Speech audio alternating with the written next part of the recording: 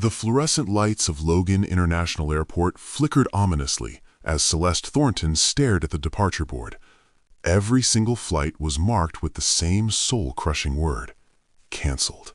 Outside the massive windows, a wall of white consumed Boston. The blizzard had arrived 3 hours ahead of schedule, turning Christmas Eve into a frozen nightmare. Snow piled against the glass like nature itself was trying to bury her plans. Celeste gripped her designer carry-on bag, her knuckles whitening against the leather handle. She was supposed to be in Vermont by now. She was supposed to be walking through the doors of Thornton Lodge, hugging her grandmother, pretending everything in her life was perfectly fine. Instead, she was trapped. Her phone buzzed. The screen lit up with a photo of her younger sister Paige, grinning beside her new fiancé Bennett, a massive diamond sparkling on her finger. Celeste answered, already bracing herself. "Please tell me you're close," Paige said, her voice carrying that particular brand of cheerful condescension only younger sisters could master. "Grandma Eleanor keeps asking about you. She's convinced you're working through Christmas again." "I'm stuck at the airport. The blizzard—" "Oh no, that's terrible," Paige interrupted, not sounding particularly devastated. "Well, hopefully you'll make it by tomorrow. Bennett's parents are already here. They're absolutely lovely. Mom and Dad are actually being civil to each other for once. It's like a Christmas miracle." Celeste closed her eyes. Of course Paige's future in-laws were there. Of course her divorced parents were playing nice for the golden child. Of course everything was perfect for everyone except her. "And Celeste," Paige's voice dropped to a conspiratorial whisper, "Grandma's been asking if you're bringing anyone. I told her you were too busy conquering Wall Street, but you know how she gets. She thinks you're lonely." "I'm not lonely. I'm successful. There's a difference." "Sure, sis. Whatever helps you sleep at night." The call ended, and Celeste felt the familiar weight settle onto her shoulders. 8 years. She had spent 8 years building her career at one of Boston's most prestigious investment firms. She had sacrificed weekends, relationships, and any semblance of a personal life to prove she was more than just the serious Thornton sister. And what did she have to show for it? An empty apartment, a phone full of work emails, and a family who looked at her with a mixture of pride and pity every Christmas. She wandered toward the first-class lounge, desperate for somewhere quiet to fall apart. The attendant scanned her boarding pass and waved her through without enthusiasm. The lounge was nearly empty.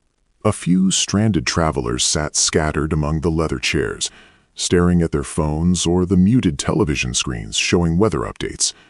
Celeste found a seat near the window, away from everyone, and finally allowed herself to feel the crushing disappointment. She pulled out her phone and dialed her mother. "Mom, I don't think I'm going to make it tonight. The storm—" "Oh, sweetheart." Her mother's voice carried the weight of 1,000 unspoken concerns. "Your grandmother will be so disappointed. You know this might be— well, she's 80 years old, Celeste. We don't know how many more Christmases we'll have with her." The guilt hit like a physical blow. "I'm trying, Mom. I really am." "I know you are, honey. I just wish—" her mother paused. "I just wish you had someone. Someone to make the holidays less lonely. Someone to take care of you when the storms come." "I take care of myself. That's what worries me." After hanging up, Celeste slumped in her chair, tears burning behind her eyes. She pressed her palm against her forehead, willing herself not to cry. Not here, not in public. But the dam was already cracking. She pulled out her phone again, intending to leave a voicemail for her grandmother.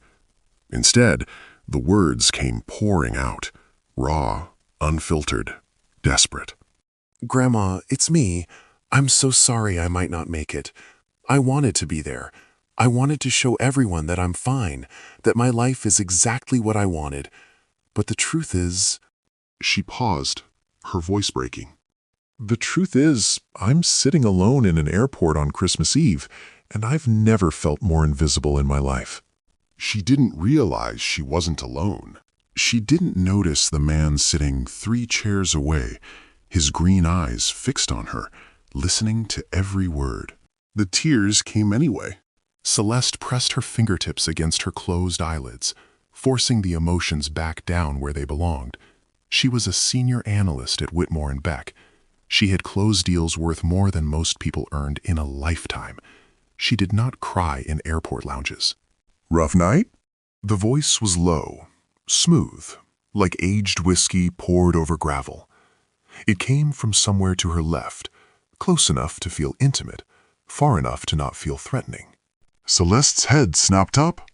The man sitting 3 chairs away was watching her with an expression she couldn't quite read. He was tall, she could tell even though he was seated, with dark hair that looked deliberately disheveled and eyes the color of deep forest moss. His jaw was sharp, shadowed with a day's worth of stubble, and he wore a charcoal cashmere coat that probably cost more than her monthly rent. Everything about him screamed money, but not the flashy, desperate kind, the quiet, dangerous kind. "I'm fine," Celeste said automatically, wiping her cheeks with the back of her hand. "You don't look fine." He tilted his head slightly, studying her with an intensity that made her skin prickle. "You look like someone who just realized the fortress she built has no doors." Celeste stiffened. "Excuse me?" "I couldn't help overhearing your voicemail." He didn't sound apologetic about eavesdropping. He stated it like a simple fact. "You're trying to prove something to your family. They don't see your success as success. They see it as a symptom." "You don't know anything about me." "I know you're stranded alone on Christmas Eve, calling your grandmother to apologize for being invisible." His gaze didn't waver. "And I know exactly how that feels." Something in his tone made Celeste pause. There was pain there, buried deep beneath the confidence. This man understood isolation in a way that went beyond casual observation. "Who are you?" she asked. "Griffin Ashford." The name hit her like a slap. Griffin Ashford. The Griffin Ashford, billionaire real estate developer. The man who had single-handedly transformed Boston's waterfront. His face had been on the cover of Forbes twice. And he was sitting in an airport lounge, talking to her. "I know who you are," Celeste said slowly. "You built the Ashford Towers, among other things." He waved his hand dismissively, as if billion-dollar developments were trivial details. "Right now, I'm more interested in your problem." "I don't have a problem." "You have a family who measures your worth by the presence of a partner." Griffin leaned forward, his elbows resting on his knees. "You're dreading walking into that celebration alone because every aunt, every cousin, every well-meaning relative will look at you with that same pitying expression. Poor Celeste, so successful, but so alone." Each word landed with surgical precision. He was reading her like a contract, identifying every weakness in her carefully constructed armor. "What do you want?" Celeste demanded. Griffin smiled, but it didn't reach his eyes. It was the smile of a man who had stopped believing in joy a long time ago. "I want to make you an offer." He stood, closing the distance between them until he was standing directly in front of her chair. He was even taller than she had estimated. Broad shoulders, imposing presence, the kind of man who commanded attention simply by existing. He crouched down to her level, his face inches from hers, and his voice dropped to a whisper that sent electricity racing down her spine. "Just say you're mine." Celeste's breath caught. "What?" "I have nowhere to be this Christmas. No family, no obligations, nothing but an empty penthouse and a calendar full of silence." His green eyes searched hers. "You need someone to prove you're not alone. I need someone to remind me what it feels like to be part of something, even if it's fake." "You're insane." "Probably." He didn't deny it. "But imagine their faces.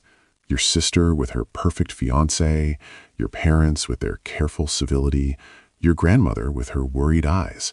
Imagine walking through that door with someone on your arm, someone who looks at you like you're the only person in the room." Celeste's heart was pounding so hard she could hear it in her ears. This was madness. Absolute, certifiable madness. But oh, the image he painted was intoxicating. "Why would you do this?" she whispered. "What's in it for you?" Something flickered across Griffin's face, a shadow of old pain, quickly suppressed. "Let's just say I'm tired of spending Christmas alone with my ghosts." The airport lights flickered again. Outside, the storm raged on. Celeste looked at this stranger, this billionaire stranger, and felt the careful structure of her logical life begin to crack. Would you say yes to a stranger's insane offer? Think about it.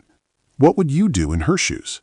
Griffin extended his hand, not for a handshake, but palm up. An invitation. "1 week," he said. "1 performance. Then we go back to our separate lives." Celeste stared at his hand. Every instinct screamed at her to refuse. This was reckless, irresponsible, potentially dangerous.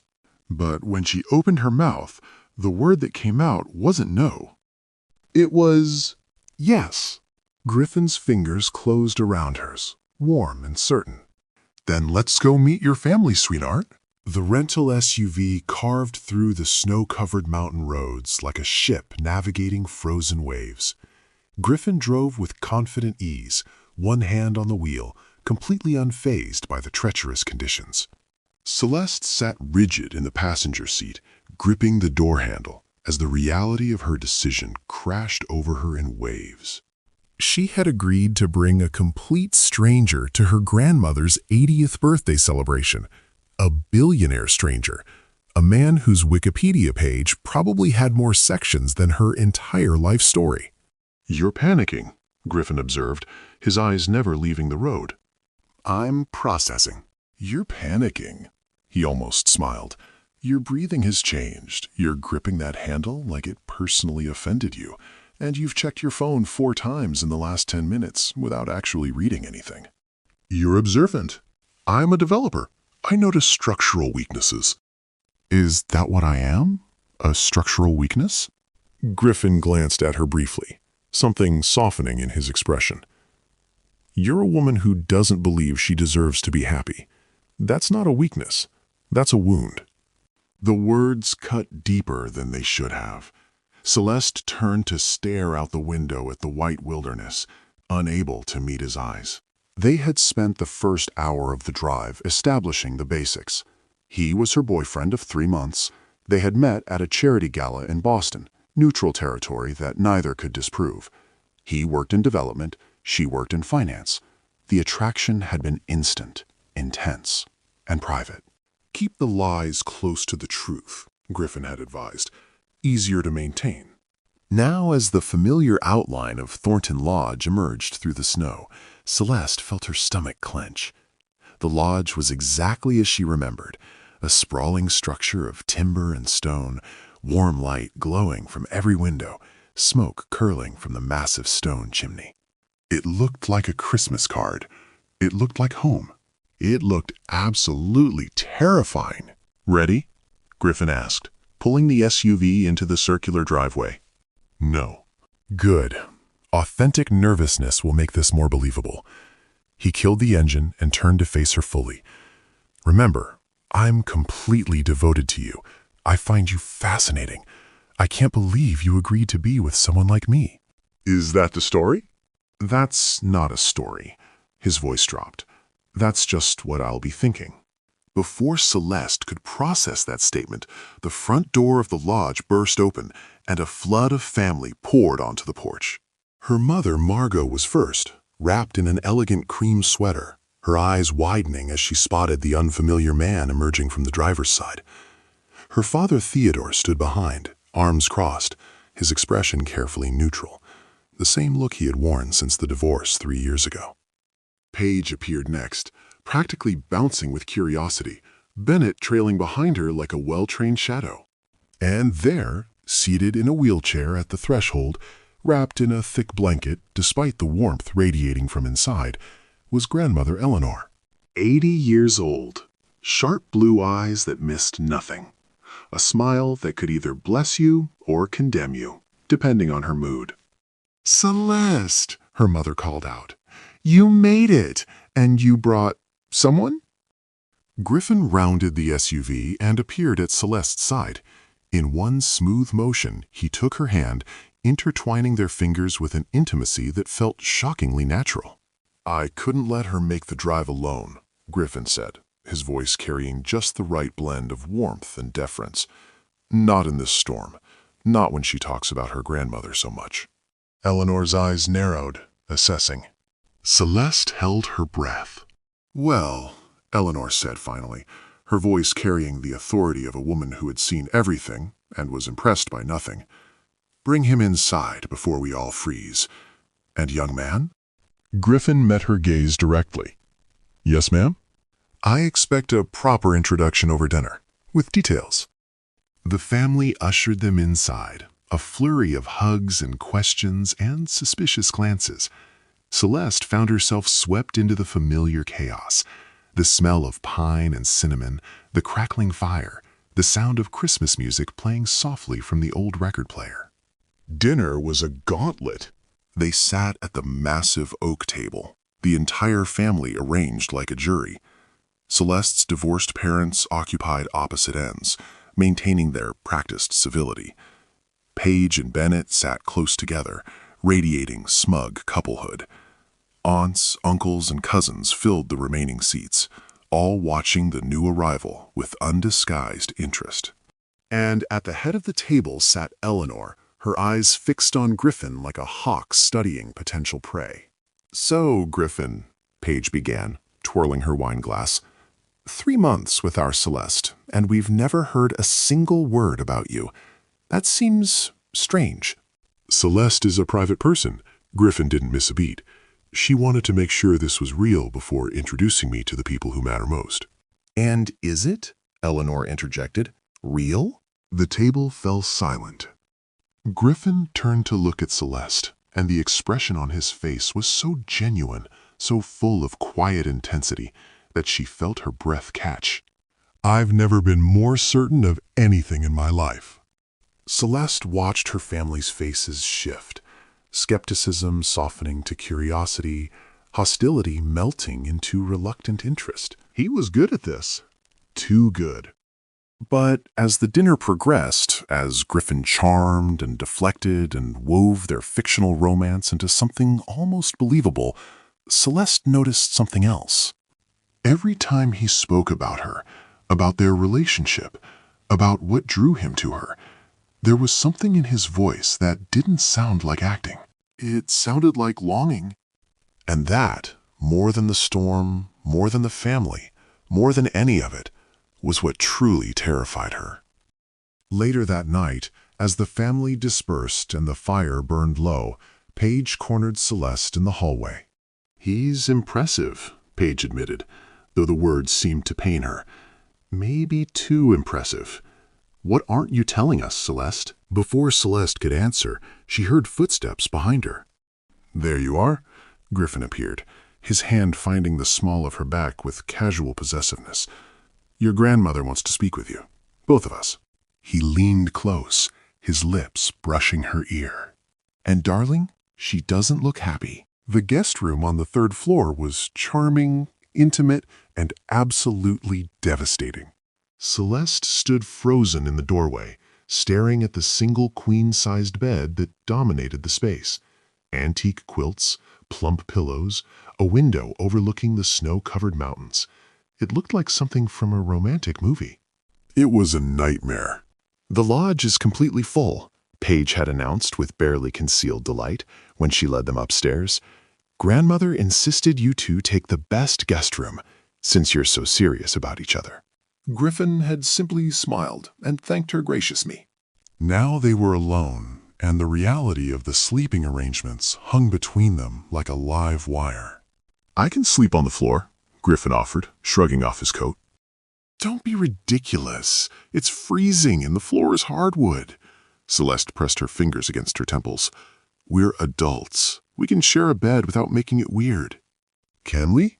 The question landed differently than she expected. There was no teasing in his voice, just genuine uncertainty. Celeste busied herself with unpacking her small bag, avoiding his gaze. They established the rules quickly.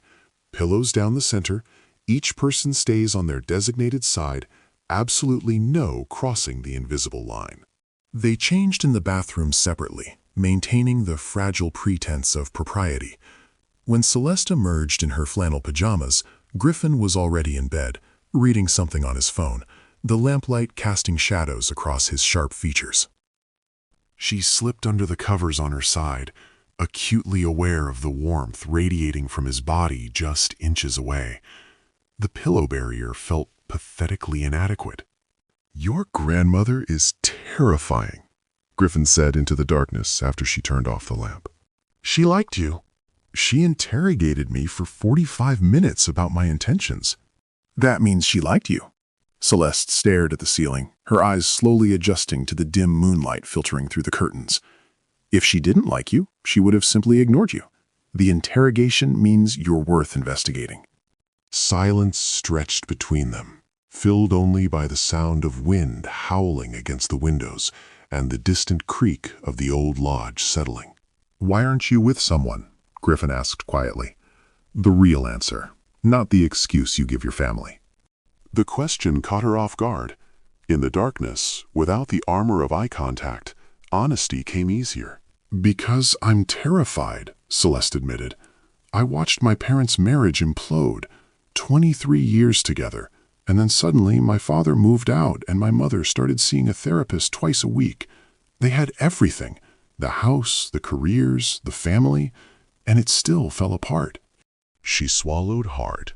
"I decided that if I couldn't control love, I wouldn't risk it. I'd build something I could control instead.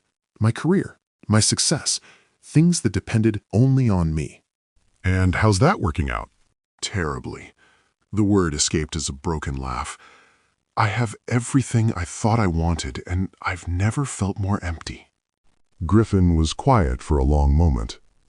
"I understand control," he finally said, his voice dropping lower. "I built my entire empire on it. Every deal, every building, every relationship, all carefully calculated to minimize risk." "What happened to make you that way?" The silence that followed was different, heavier. Celeste could feel him tensing beside her. "His name was Marcus," Griffin said finally. "My business partner, my best friend since college. We built Ashford Development together from nothing. 2 kids with a dream and maxed out credit cards." He paused, and when he continued, his voice had gone flat. "5 years ago, I pushed us into a deal that was too big, too fast. I was so obsessed with growth that I ignored the warning signs. When it collapsed, Marcus lost everything, his savings, his marriage, his sense of self." Celeste held her breath, knowing instinctively that the worst was coming. "He drove his car off a bridge 3 months later, left a note saying he couldn't face starting over." The words hung in the darkness like stones. "Griffin?" Celeste whispered. "I killed my best friend with my ambition." His voice cracked, just barely. "So now I don't let anyone close. I don't build partnerships. I don't take risks on people. I control everything because I can't survive being responsible for someone else's destruction." Have you ever told a stranger something you couldn't tell your family? Sometimes the darkness makes it easier to speak the unspeakable. Drop a comment below if you understand. Celeste found her hand moving on its own, crossing the pillow barrier, finding his arm in the darkness. She didn't speak. She just held on. Griffin's hand covered hers, his fingers intertwining with hers slowly, tentatively. "You're crossing the line," he murmured. "I know." Neither of them moved away. Morning came with chaos. Celeste woke to discover that the pillow barrier had completely collapsed during the night. She was curled against Griffin's chest, his arm draped over her waist, their legs tangled together beneath the quilts. She froze, her heart hammering. His breathing was still deep and even, asleep, unaware of how catastrophically the boundaries had failed. She extracted herself carefully, inch by inch, trying not to wake him. She was almost free when his arm tightened, pulling her closer. 5 more minutes, he mumbled against her hair. "Griffin, wake up." His eyes opened slowly, confusion giving way to awareness. He looked down at their tangled position, then up at her face, something complicated flickering across his expression. "Well," he said, releasing her and sitting up. "So much for the rules." Before Celeste could respond, a knock thundered against the door. "Rise and shine, lovebirds," Paige's voice carried through the wood. "We're doing a family ski trip. Grandmother's orders. Everyone on the slopes in 1 hour." The ski trip was Eleanor's annual tradition, a chance for the family to reconnect through shared physical activity and mutual complaints about the cold. Celeste had always dreaded it. But today was different. Today, she watched Griffin Ashford transform. The brooding billionaire who calculated every word disappeared somewhere between the ski lift and the intermediate slope. In his place was someone she didn't recognize, playful, competitive, and absolutely ridiculous. It started when Bennett, Paige's fiancé, challenged Griffin to a race. "Just a friendly competition," Bennett said smugly. He was athletic, confident, the type who peaked in college sports and never let anyone forget it. Griffin studied the slope with that analytical gaze Celeste was beginning to recognize. Then he smiled, a real smile, dangerous and delighted. "You're on." They launched down the mountain. Bennett was good, his form technically perfect. Griffin was chaos. He carved wild turns, throwing up sprays of snow, taking risks that made Celeste's heart stop. At one point, he actually went airborne over a small jump, landing with a whoop of pure joy that echoed across the mountain. He beat Bennett by 3 seconds. "Where did that come from?" Celeste demanded when he skidded to a stop beside her, his cheeks flushed, his eyes bright. "I grew up in Vermont," Griffin said, still grinning. "Before the money, before the empire. I spent every winter on mountains like this one." "You never mentioned that." "You never asked." The day continued in the same unexpected vein. Griffin taught Celeste's younger cousins how to stop without falling. He convinced her father to try a harder slope, then patiently guided him down when Theodore got nervous. He even made her mother laugh, actually laugh, with a story about a disastrous first date he'd had years ago. But the moment that truly undid Celeste happened near the end of the afternoon. They were on the lift together, rising slowly toward the summit, when Griffin turned to her with snow in his hair and that unfamiliar lightness still in his eyes. "Thank you," he said quietly. "For what?" "For this." He gestured vaguely at the mountain, the trees, the distant figures of her family below. "I forgot what it felt like. Being part of something. Being around people who actually care about each other, even when they're driving each other crazy." "They're not your family." "No."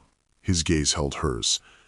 "But being near yours is the closest I've felt to belonging in 5 years. Celeste's chest tightened. She was looking at him, really looking, and for the first time she didn't see the billionaire, or the stranger, or the convenient solution to her problems. She saw a man who was desperately lonely, a man who hid his wounds behind walls and control, a man who had just spent an entire day making her family happy. She was in trouble. She was in so much trouble. The lift reached the summit, and they pushed off together, gliding toward the slope. Griffin looked over at her, something new and terrifying in his expression. "Racy down?" he asked. Celeste felt a reckless smile spread across her face. "You're on."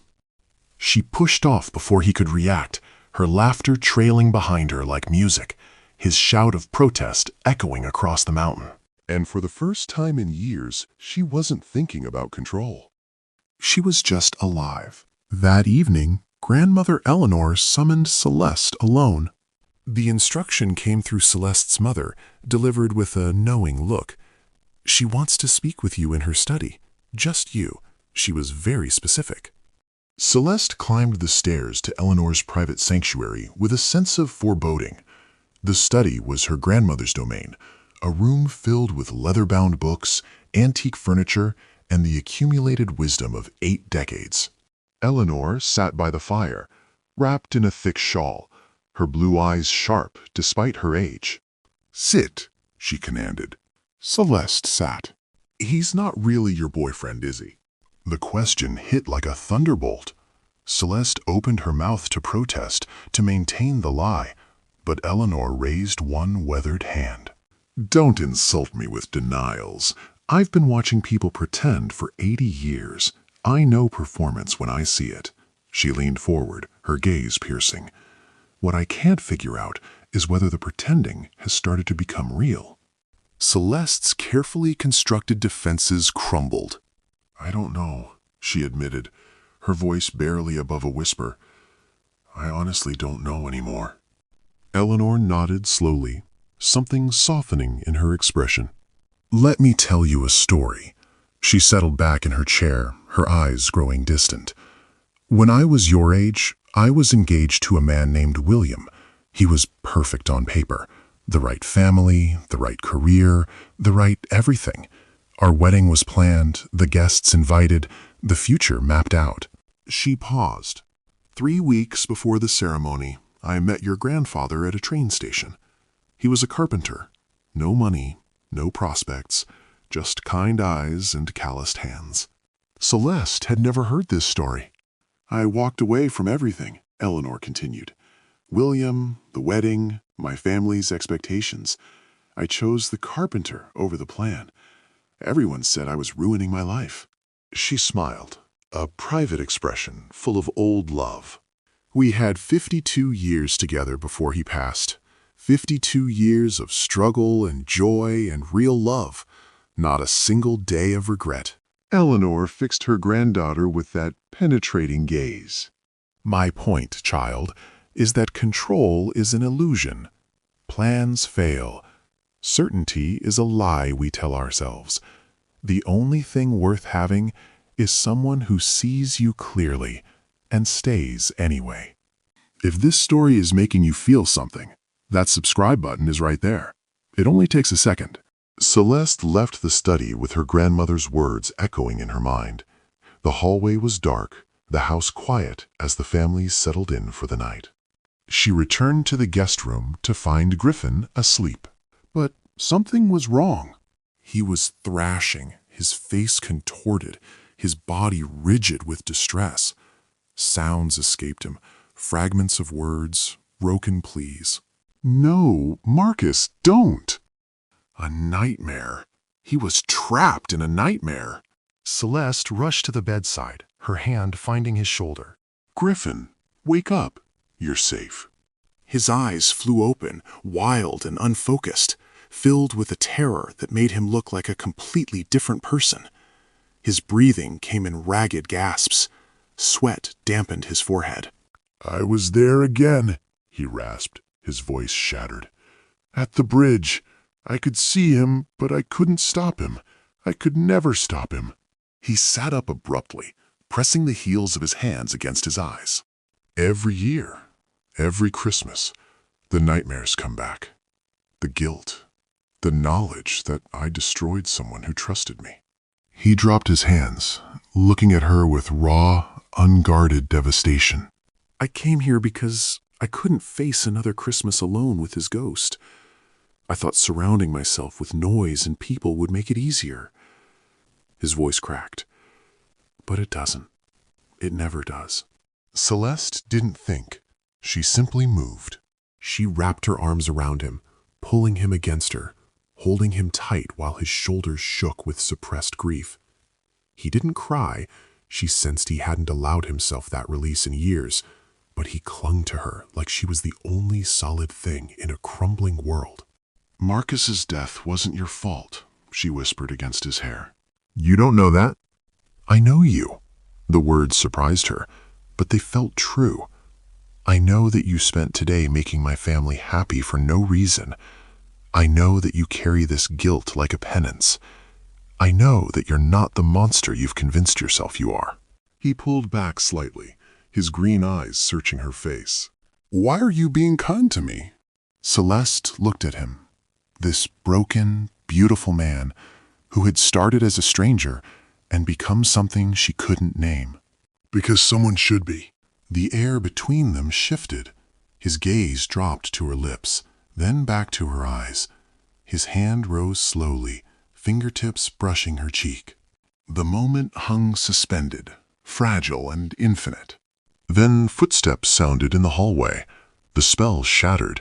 They separated quickly, the space between them suddenly vast. But something had changed. Something had cracked open between them that couldn't be closed again. And Celeste lay awake long after Griffin's breathing steadied, knowing that they were both past the point of pretending and terrified of what that meant. Christmas Eve arrived wrapped in silence and snow. The lodge had settled into a peaceful quiet after the day's festivities. Celeste stood at the window of the guest room, watching the moonlight paint silver patterns across the frozen landscape. Below, the small pond at the edge of the property gleamed like polished glass. She couldn't sleep. The weight of everything, her grandmother's story, Griffin's nightmare, the growing tension between them, pressed against her chest like a physical presence. The door opened softly behind her. "Can't sleep either?" Griffin's voice was rough, still carrying traces of the vulnerability he'd shown hours earlier.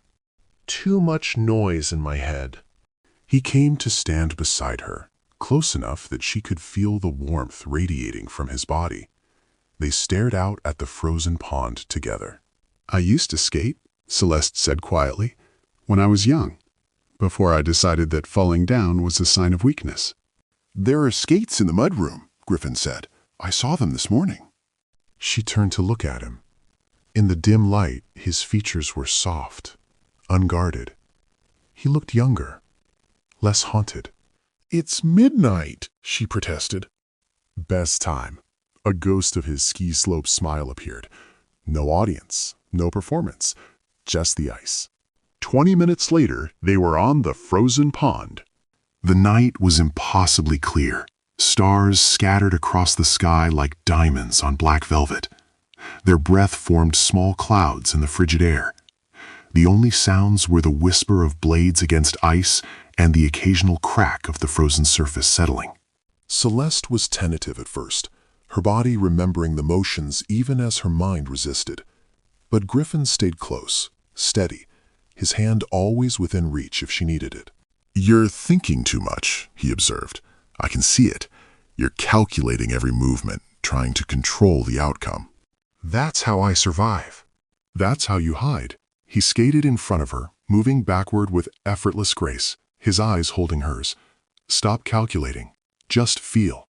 He extended his hands. She took them. What followed wasn't elegant. It wasn't choreographed. It was messy and imperfect and absolutely exhilarating.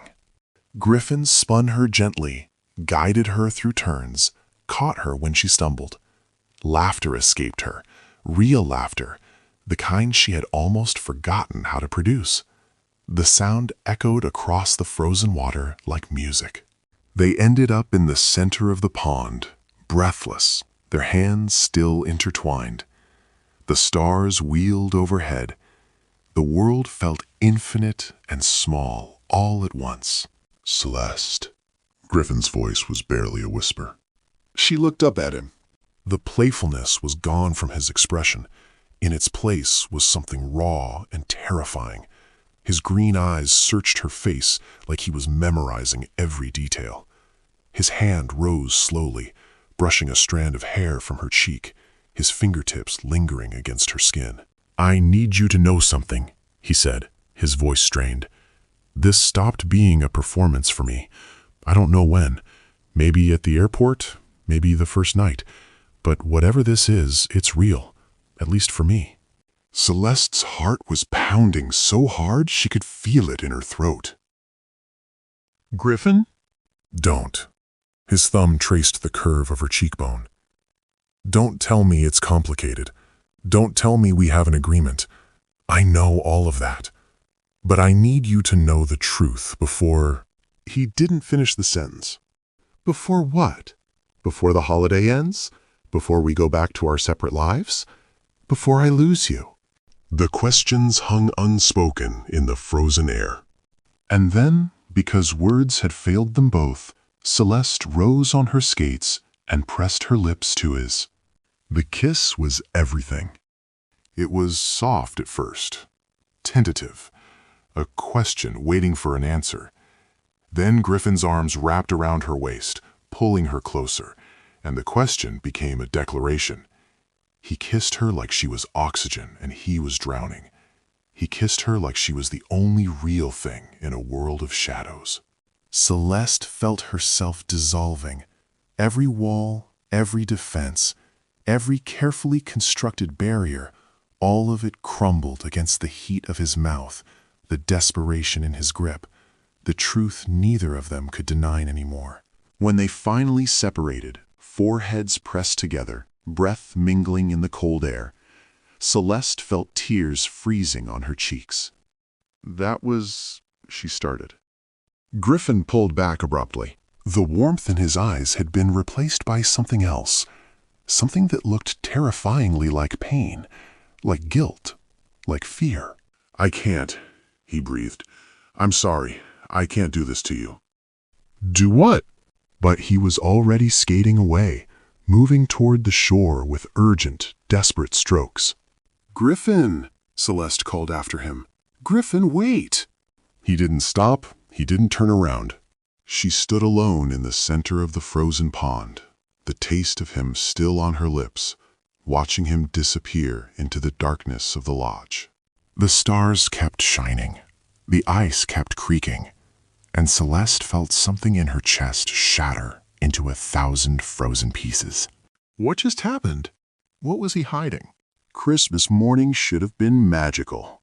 Instead, Celeste woke to an empty bed and a hollow ache in her chest. Griffin's side was cold, the sheets barely disturbed. Either he had never come to bed, or he had left before dawn.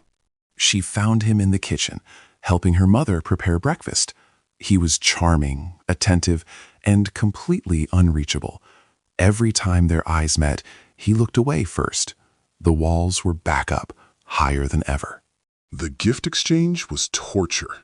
The family gathered in the great room, the massive Christmas tree sparkling with ornaments accumulated over generations. Celeste sat rigid on the love seat, while Griffin distributed presents with mechanical cheerfulness, playing the devoted boyfriend while keeping maximum physical distance. Then came Eleanor's gift. The matriarch gestured for Griffin to approach her chair.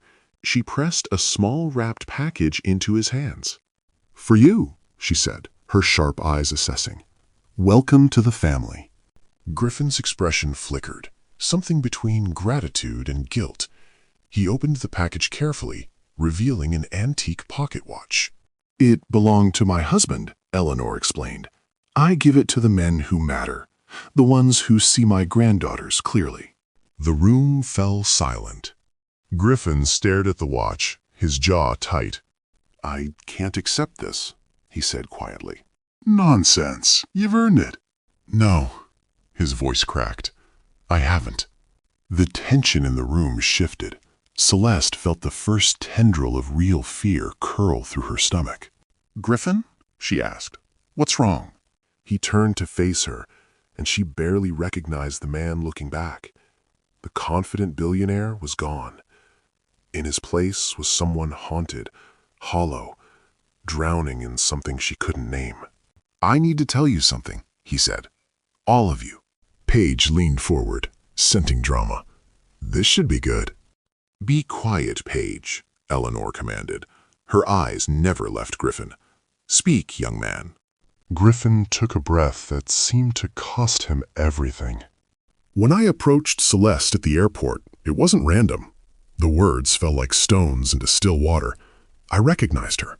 I knew who she was before I ever said a word." Celeste felt the blood drain from her face. "What?" "Whitmore and Beck is financing the Harrington waterfront development. My company has been in negotiations to acquire controlling interest for months." He couldn't meet her eyes. "The senior partners have been resistant. I thought if I could get close to someone on the inside, understand how they operated, find leverage." "You used me," Celeste whispered. "That was the plan." His voice was raw. "I saw you crying in that lounge, and I recognized an opportunity. A desperate woman from the firm that was blocking my acquisition. The timing was perfect. Too perfect." The room erupted. Her mother gasped. Her father rose from his chair, fists clenched. Paige was actually speechless for once. Even Bennett looked uncomfortable. But Eleanor simply watched, her expression unreadable. "And then?" the old woman prompted. Griffin finally met Celeste's eyes. What she saw there was devastating. Genuine anguish, profound regret, something that looked terrifyingly like love. "And then I actually got to know her," he said, his voice breaking. "And everything changed. The business stopped mattering. The acquisition stopped mattering. She became the only thing that mattered." He took a step toward her. "Celeste, please. What I felt, what I feel, it's real. It stopped being about Whitmore and Beck the moment you laughed in my car. I was going to tell you. I was trying to find the right—" "Get out!" The words left her mouth cold and final. "Celeste, get out of this house." She was shaking now, the betrayal burning through her like acid. "You lied to me. You manipulated me. You made me believe—" She couldn't finish, couldn't name what he had made her believe, because naming it would make the loss unbearable. "I never lied about my feelings," Griffin said desperately. "Everything I said, everything I felt—" "How would I know?" Celeste's voice rose. "How would I ever know what was real? You admitted you approached me as a business strategy. Everything after that is contaminated. Do you think she's right to send him away? Or did he deserve a chance to explain? Tell me what you would do. I'm reading every comment." Griffin looked at Eleanor, at the pocket watch still clutched in his hand. Slowly, he set it on the coffee table. "I'm sorry," he said quietly, "for everything." He gathered his coat and walked out of the great room. Moments later, the front door closed. The silence that followed was suffocating. Celeste stood frozen, watching the space where he had been, feeling the echoes of his presence fade from the room. It was Paige who finally spoke. "Well," her sister said, for once without malice, "I didn't see that coming." But Celeste wasn't listening. She was replaying every moment, every touch, every confession, every look in his eyes, and trying to determine what had been real. The terrible truth was that she couldn't tell anymore. And that uncertainty was worse than the betrayal itself. Boston in January was gray. Gray sky, gray buildings, gray slush coating the sidewalks, gray faces on the morning commute. Celeste moved through it like a ghost, present but not participating, breathing but not living. 2 weeks had passed since Christmas. 2 weeks since Griffin had walked out of the lodge. 2 weeks of silence so complete it felt like a physical weight pressing on her chest. She had thrown herself back into work with desperate intensity. 12-hour days, weekend reviews, anything to fill the void where he had been. It wasn't working. Every time she closed her eyes, she saw him on the ice, his face illuminated by starlight, his voice raw with confession. Every time she tried to focus, she felt his arms around her, the heat of his kiss, the devastating truth of his departure. Had any of it been real? She tortured herself with the question constantly, replaying every interaction, searching for the manipulation she had missed. But the harder she looked, the less certain she became. His laughter with her nephews, had that been calculated? His vulnerability in the darkness, had that been strategic?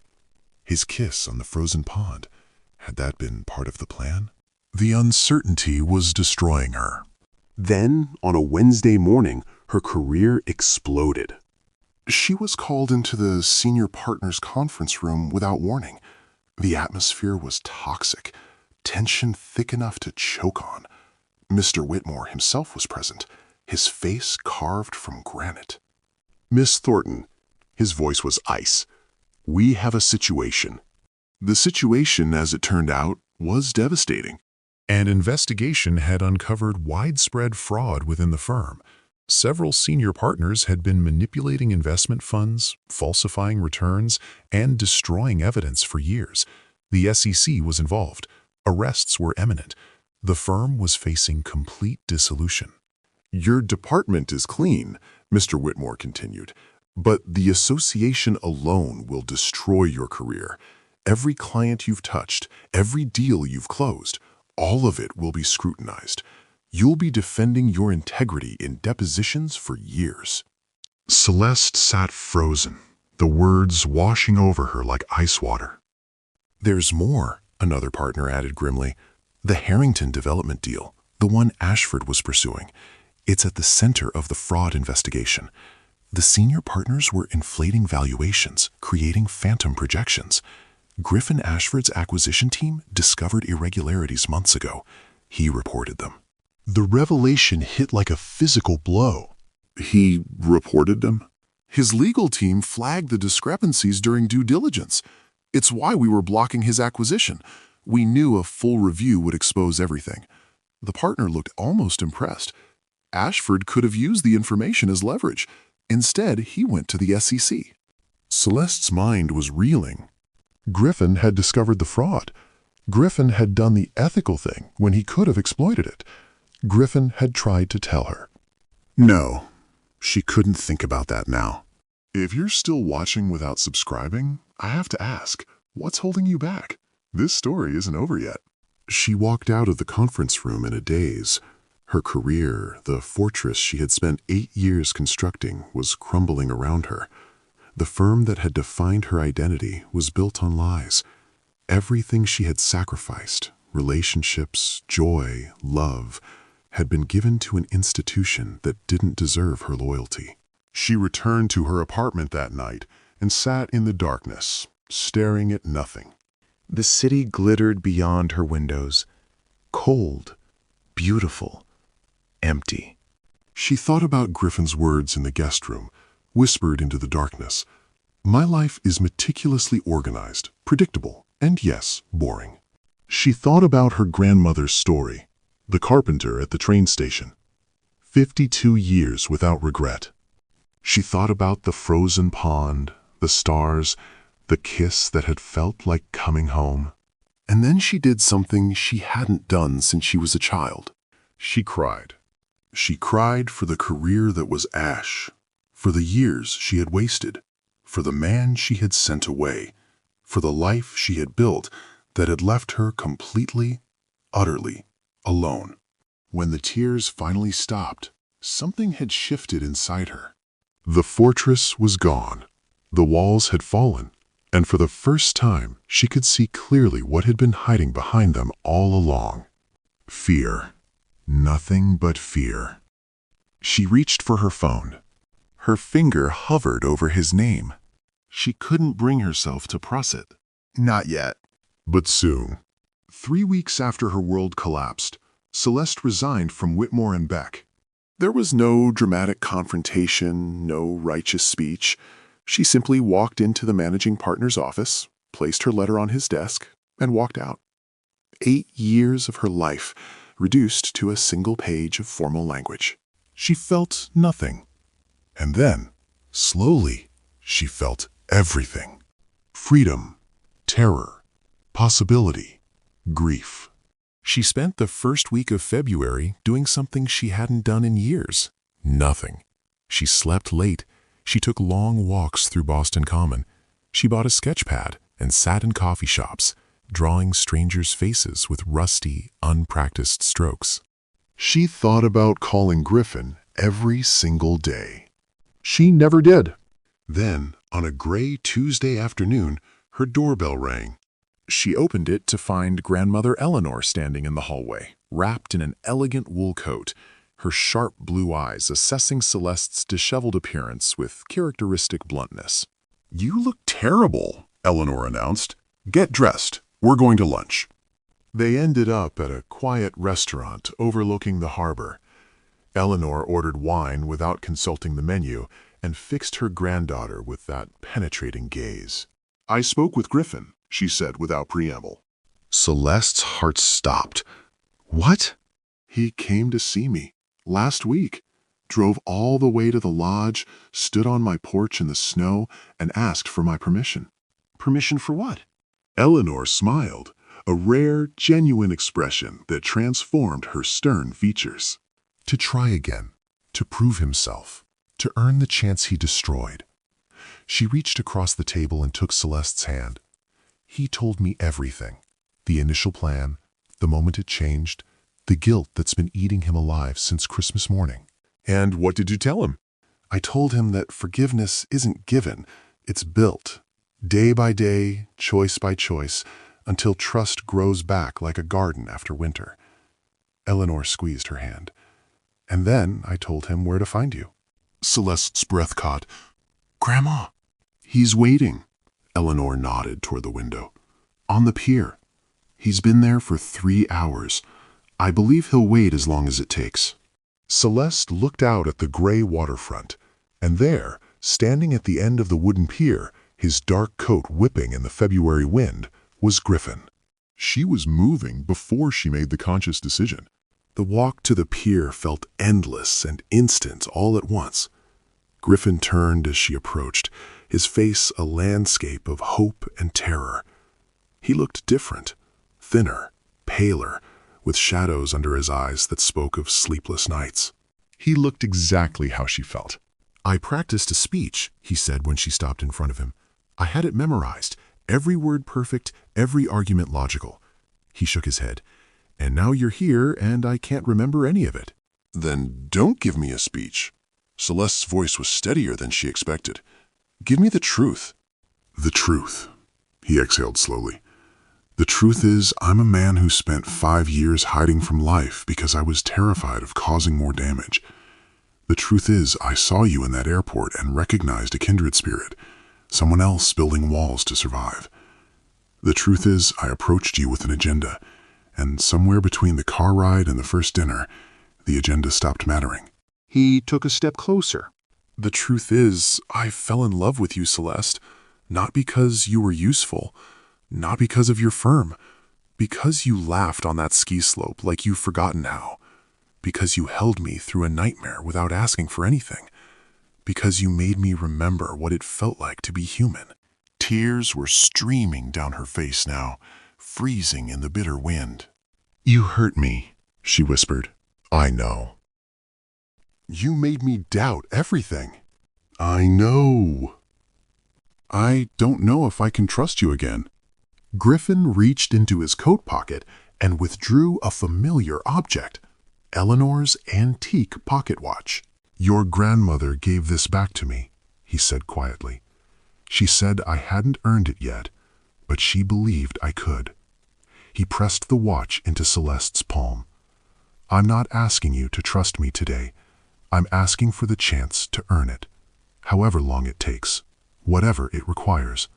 I'll build that trust like a garden after winter, one day at a time. Celeste looked down at the watch, feeling its weight, its history, its meaning. What exactly are you proposing? Not a contract. His voice was rough.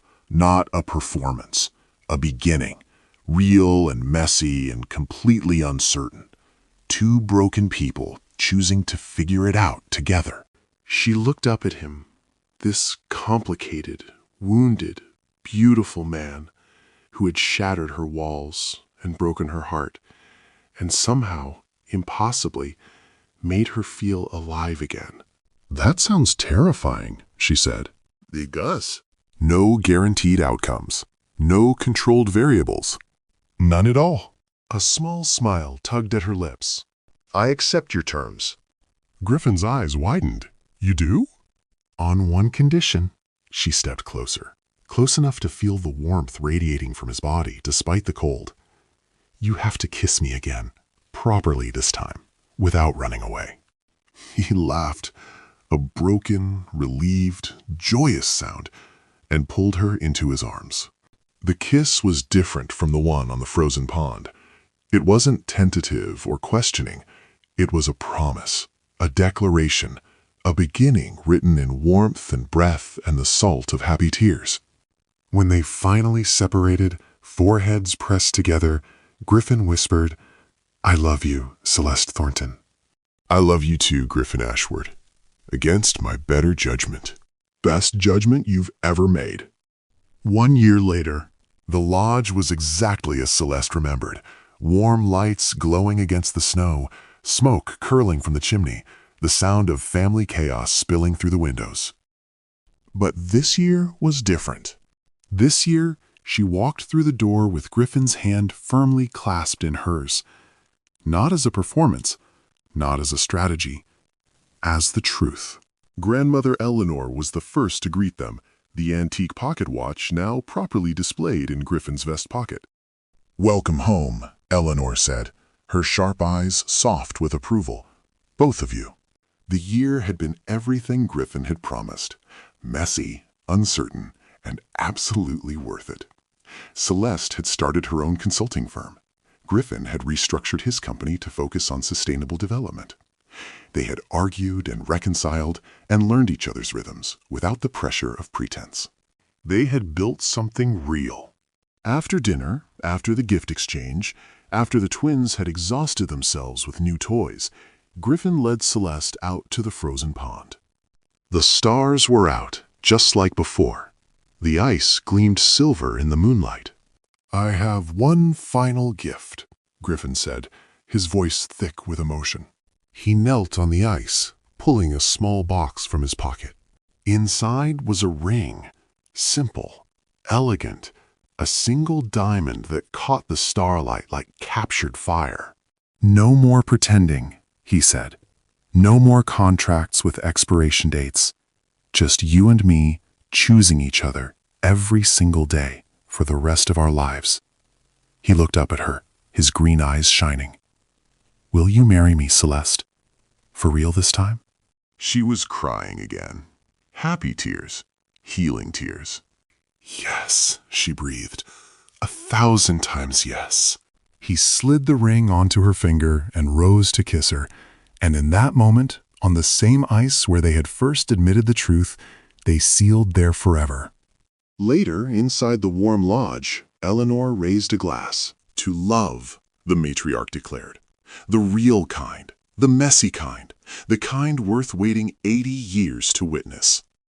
The family cheered, and Celeste, wrapped in Griffin's arms, finally understood what her grandmother had known all along. The greatest risk isn't losing control. It's never finding the person worth losing control for. She had walked into that airport a woman defined by fear. She walked into her future, defined by love, and she never looked back. If this story moved you, drop a comment telling me what moved you. Be honest, no judgment here. And if you're not subscribed yet, what are you waiting for?